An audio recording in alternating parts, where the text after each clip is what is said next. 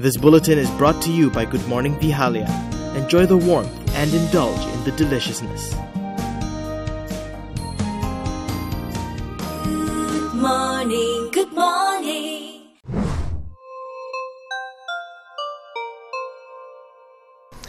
Good evening, I'm Prasad Michael. Today marks Rosmah Mansor's second appearance at the Kuala Lumpur Court Complex to face fresh charges at the Sessions Court. Don't worry, she wasn't alone. Also charged was her aide, Rizal Mansor, one of Rosmah's strongest defenders prior to the May 9th general election. The prosecution accused Rosmah of soliciting 187.5 million ringgit from a company in exchange for her assistance in securing a 1.25 billion ringgit government contract. The first charge is that Rizal allegedly demanded for 187 million on behalf of Datin Sri, and the second charge is that she allegedly received 1.5 million. So these are the two charges, and the court has granted bail of 1 million. And the next case management date is fixed on the 10th of December. That's all. Okay? Thank you.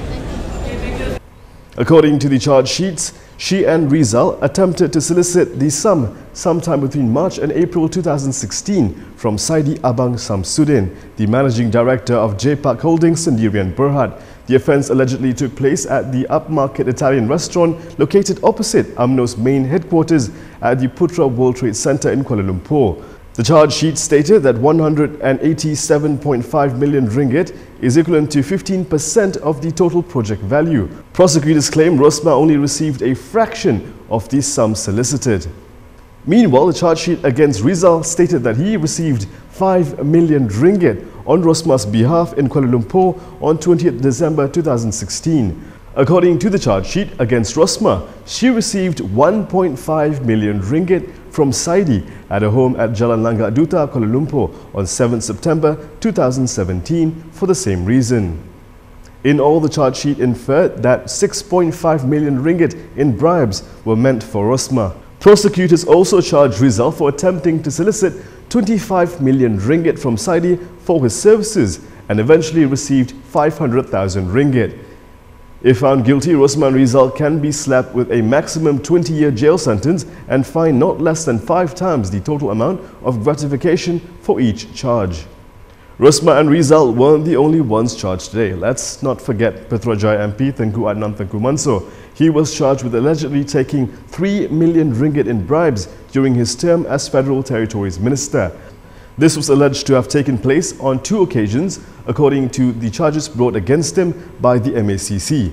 For both offences, Tengku Adnan was charged under Section 165 of the Penal Code, which penalises public servants obtaining a valuable thing from a person concerned in any proceeding or business transacted by the public servant. If convicted, Tengku Adnan can be jailed up to 2 years and fined, or both. In the first incident, Tengku Adnan is accused of having accepted a 1 million ringgit cheque from Tan Eng Boon, a director of property firm Nucleus Properties, now known as Paragon City Development Berhad.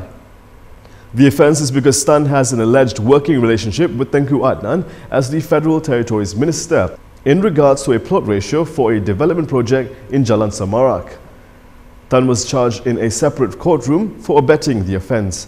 Meanwhile, in the second charge, Tengku Adnan is accused of accepting a 2 million ringgit cheque from property tycoon Chai Kin Kong, the chairperson of Asset Kayama Sendirian Berhad. The offence is because Chai and several Asset Kayama subsidiaries have a working relationship with the Federal Territories Ministry. Bail was set at 1 million ringgit each for Rosmah, Rizal and Tengku Adnan respectively. Tengku Adnan and Rizal were also asked to surrender their passports. Former Defence Minister Hishamuddin Hussain says he will update Inspector General of Police Muhammad Fuzi Harun if there are any developments on the search for fugitive financier Joe Low. Last month, Hishamuddin offered to track down Joe Low in China as he wants to see closure to the 1MDB case. Yep. Belum. Tapi hubungan saya dengan pemimpin Cina masih lagi wujud. Dan apa juga perkembangan dalam soalan ini pun saya tahu berkaitan dengan siapa. Saya akan maklumkan kepada IGP lah dengan PDR. So maknanya Datuk Seri ada masih diteruskan. Okey. Padang Rengas MP Najib Abdul Razak says he will never support the ratification of the International Convention of the Elimination of All Forms of Racial Discrimination, or ICID. Back in September, Prime Minister Dr. Mahathir Mohamad told the 73rd UN General Assembly that Malaysia will ratify all remaining international conventions after thorough deliberation. ICID is a no, Okay. no way. Okay. So no, that's what I don't understand. You said ICID is no way, but then you said we have to respect what the government saying, and if Yeah, but the government is saying now that they are not going to go through it. That's why I say okay. but they seem to be still in a, because last week at the UN periodic review, they did say, they state their intention to ratify it. Well, so, we wait and see then. okay, but if it's ratified, would you like to see what? We'll wait and see.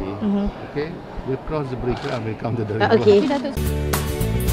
Malaysia's first multi-grains brand. The champion is Good Morning.